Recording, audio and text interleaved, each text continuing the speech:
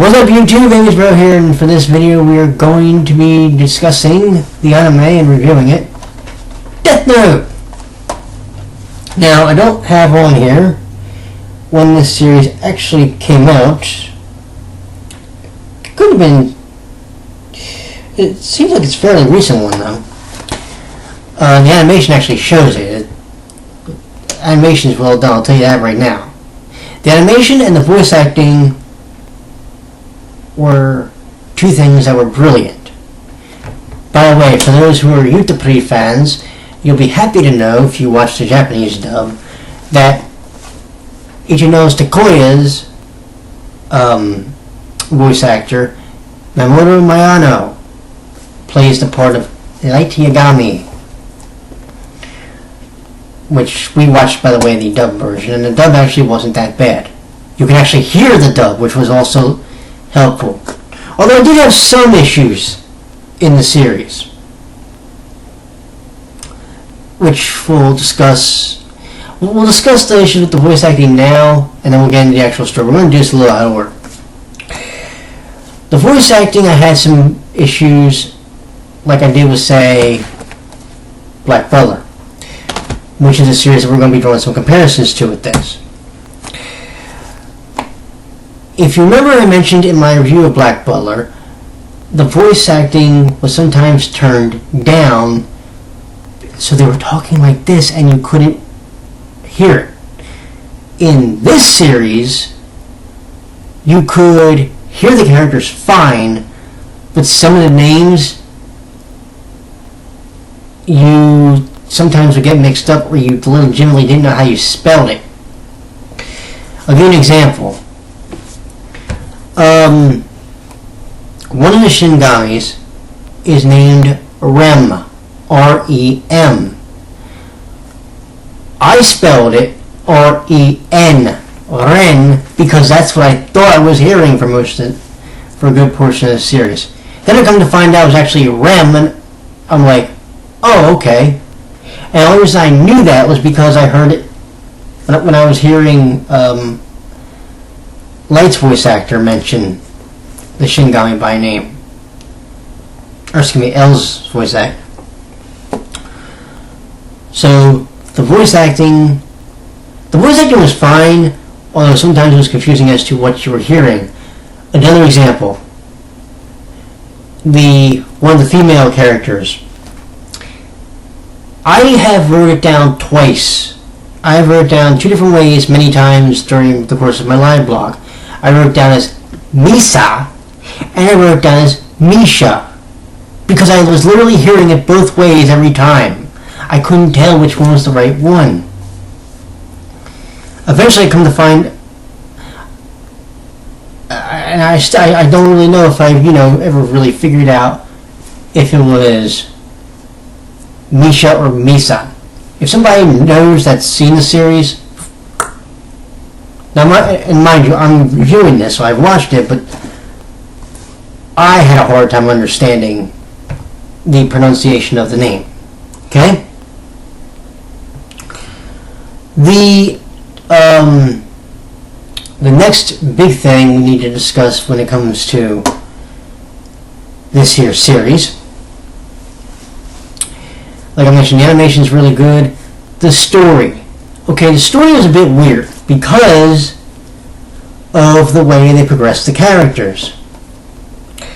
For the first half of the season, or the show, you had Light and L, and you also had Misa or Misha. Anyway. Okay, two of them are Death Note users. The other one's a Genius Detective. We know this. The Genius Detective is L. The Death Note users were Light, and we'll call her M because I don't... Well, there's a way you can't do it because there's Mel. So, we'll say Misa. If I mispronounce it, my apologies. So, these are going to be your three main characters for the first half of the show. The thing is, the way they did the character progression, you saw how Light, when he gain control of the Death Note, he had a goal which seemed, honestly, to be the hero of the story to me. Because he wanted a world that was free of criminals, and he wanted, if there was any criminals in the world, he would be the judge, jury, and executioner with a stroke of a pen. Now, I had no issue with that, actually, because, trust me, if it was up to me, there would be no criminals in this world, so I can understand where he was coming from. Do I think it was a bit twisted the way he was doing it? Yes, because let me explain what the Death Note does. If you have the name of a person and a face of that person in your mind, and you write that person's name down in a notebook, within 40 seconds after you write that name, the person dies. How they die is determined by the writer in the notebook. If they write nothing, it's just a straight heart attack. If they come up with the cause of death, i.e. getting hit by a bus, getting shot, jumping off a building, whatever they do, whatever is wrote, shall come to pass. And that is how a Death Note works. Now, I said you need a name and a face. Well, there was an exception to that. It's called the Shingami Eye. How does that work? For half of the user's lifespan, they are blessed with the ability to see a person's name and their lifespan above their head. This is crucial in case they need to have a specific person killed, because there's a couple of flaws to the Death Note. One, if a person gives a fake name, or if a person has an alias, then, and you write that alias down, that person won't die. If two people have the same name, then you would need the full name, meaning the middle initial would have to be included, to be able to kill that person on the spot. But if you have the Shingami Eye, you don't need to guess. You just know, and you can kill whoever you wanted. The difference between the Death Note users, specifically Light and Misa, although we do meet some other Death Note users later on in the series, is Light wanted to kill or get rid of the criminals in the world. Misa essentially wanted to get rid of just people in general. So they couldn't be two or polar opposite people if they wanted to be. Do you get what I'm saying? Light's mission I can actually respect. I think his method may have been a bit twisted, but I respect what he wanted to do. Misa wanted to get to Light. And by get to him, I mean date him. In order to be able to do that, she had to find him. Well, if she has the eye, that ain't hard. The thing is, when she came into the picture, I was hoping to God, I was praying it didn't turn into some jacked up love story, which it was in the first half of the show, at least a minute. And that was part of the problem I was having with it. Because, see, it started when Light found the notebook after it fell from the sky and he met Ryuk. Okay? Then he was starting to go on his vigilante mission to go about getting rid of all the criminals in the world. Then we meet Misa, who gets introduced early in season 1, or part 1 of the show. And I'm sitting there going, because she wanted to find Light, aka Kira. Kira became the name which Light was known under as far as the alias went. Because you see, over time, people started to really worship him legitimately like a god. They believed he was the ultimate judge, jury, and executioner, so they didn't want to piss him off because he has the pen, he has the notebook. He could write their names down and legitimately call it as a genocide. But Light only wanted to really get rid of all the criminals in the world. until his back was up against it, then he was going after people that maybe he shouldn't have gone after. You see what I'm saying?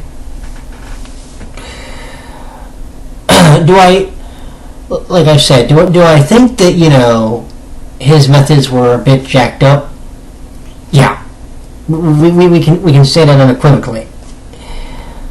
But he had something that he believed in strongly. And I can't fault him for that. Now let's talk about part of the story, because usually when you watch these series, like when you watch Black Butler, you sort of know already who's the hero and who's the villain. You just know. Now, in an anime like, say, Gundam Wing, you think you know, and then they throw you a big-ass swerve, which we'll discuss when we do that series at some point. But what ends up happening is you have this problem where they don't really define for you who the antagonist and the protagonist are in the entirety of the series. Is Light evil because of what he did? Are the police, evil because they're standing in the way of Light trying to carry out his mission?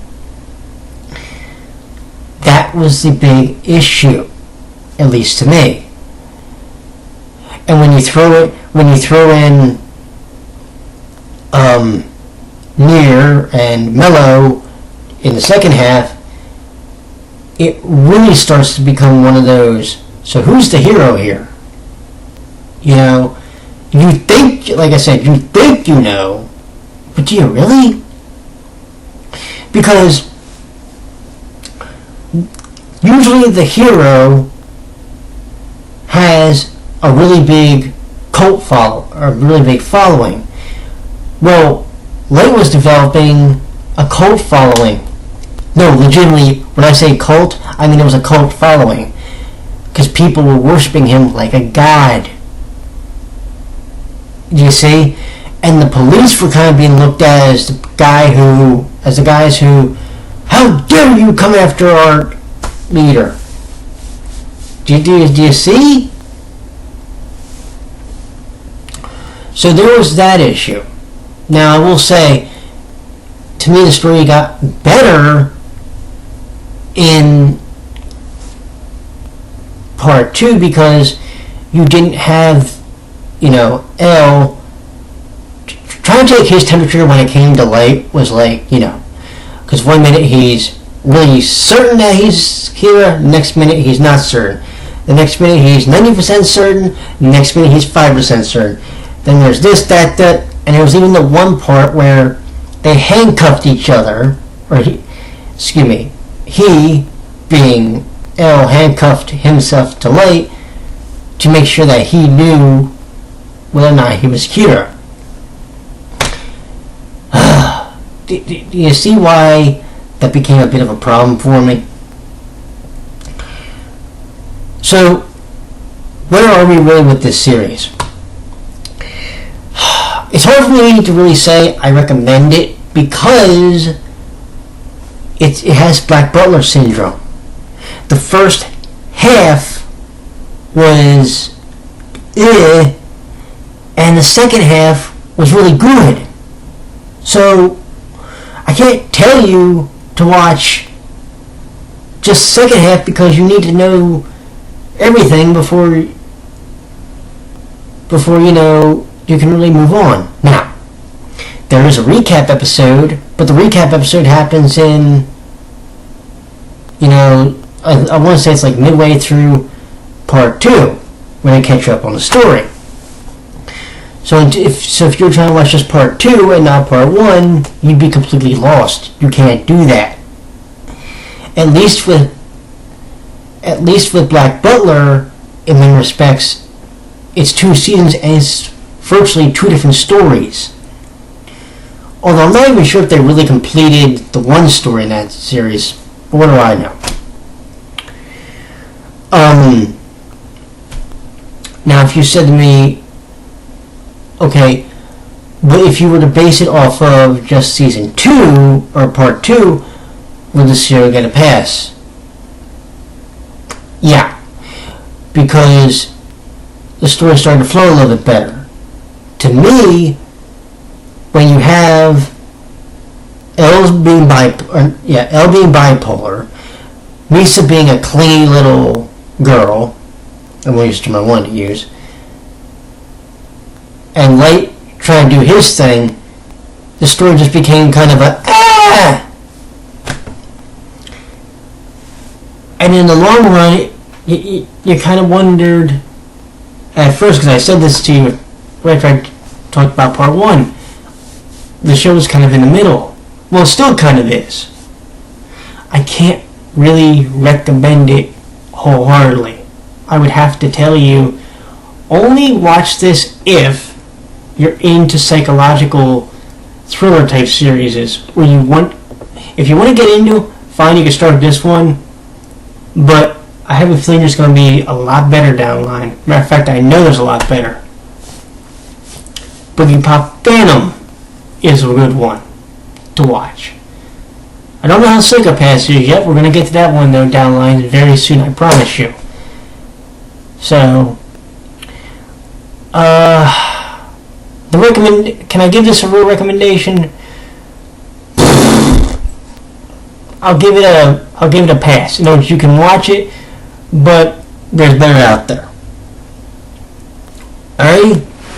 So, you all have a great evening, and I will talk to you all maybe tomorrow night when we determine what we're going to do for our next series. Take care, friends.